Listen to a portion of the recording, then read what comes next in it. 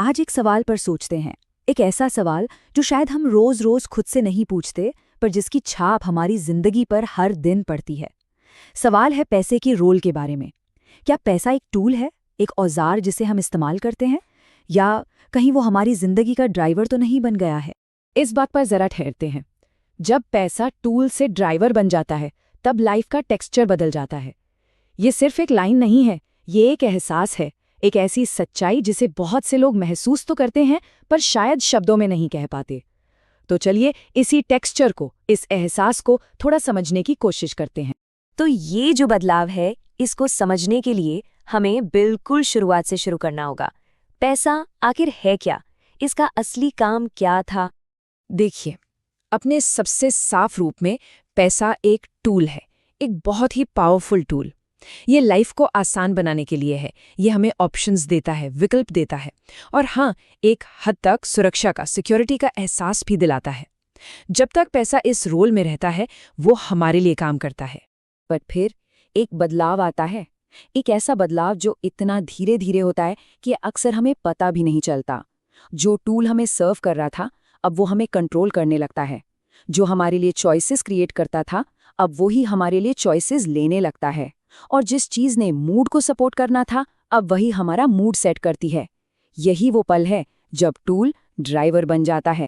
तो ये बदलाव आखिर रोजमर्रा की जिंदगी में दिखता कैसा है? ये कोई एक दिन में होने वाली घटना नहीं है। ये एक लगातार चलने वाली सोच है, एक मेंटल फिल्टर जो हमारी हर चीज पर लग जाता है। दिन शुरू होता है और दिमाग में पहला कांटा सा चुभता है, आज कितना खर्चा होगा। एक सिंपल सा हिसाब किताब जो धीरे धीरे एक चिंता का रूप ले लेता है। फिर यही चिंता थोड़ी और बड़ी हो जाती है, दिन से निकलकर पूरे महीने पर छा जाती है। इस मंथ कैसे मैनेज करना है? धड़कन थोड़ी सी तेज हो जाती है, और आखिर में हर फैसले से पहले एक दीवार खड़ी हो जाती है। ये अफोर्ड कर सकता हूं या नहीं? हर ख्वाहिश इस गेटकीपर से इजाजत लेकर ही आगे बढ़ती है।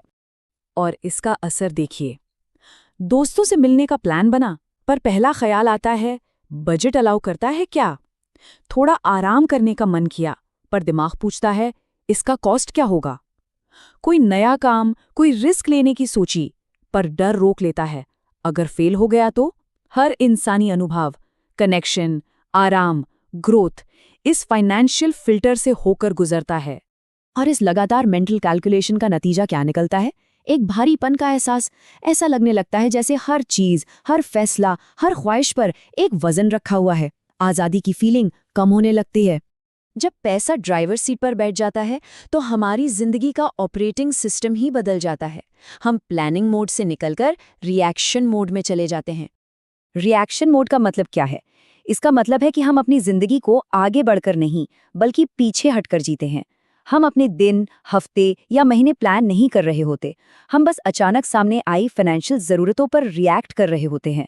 ऐसा इसलिए होता है क्योंकि जब पैसा ड्राइवर होता है, तो उसकी जो इमीडिएट डिमांड्स होती हैं, बिल्स, खर्चे, ईएमआईज, वो इतना जोर से चिल्लाती हैं कि फ्यूचर की प्लानिंग करने की शांत आवाज़ सुनाई ही नहीं देती। प्रोएक्टिव होना एक लग्जरी लगने लगता है, और रिएक्टिव होना सर्वाइवल बन जाता है।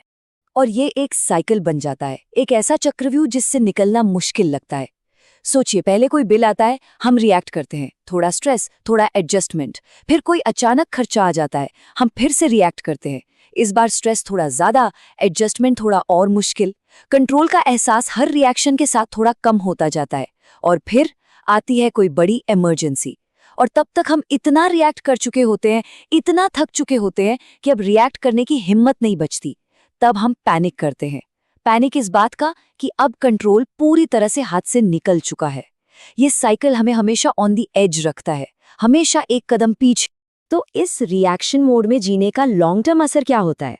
धीरे धीरे हमारी जिंदगी का लैंडस्केप ही बदलने लगता है। एक अजीब सी सिकुड़न महसूस होती है। ऐसा नहीं है कि जिंदगी छोटी हो जाती है, दिन में तो 24 घंटे ही रहते हैं, पर सोचने की, सपने देखने की, या बस शांति से बैठने की जो मेंटल और इमोशनल स्पेस होती है ना, वो कम होने लगती है। दिमाग हमेशा मैनेजिंग में ही उलझा रहता है।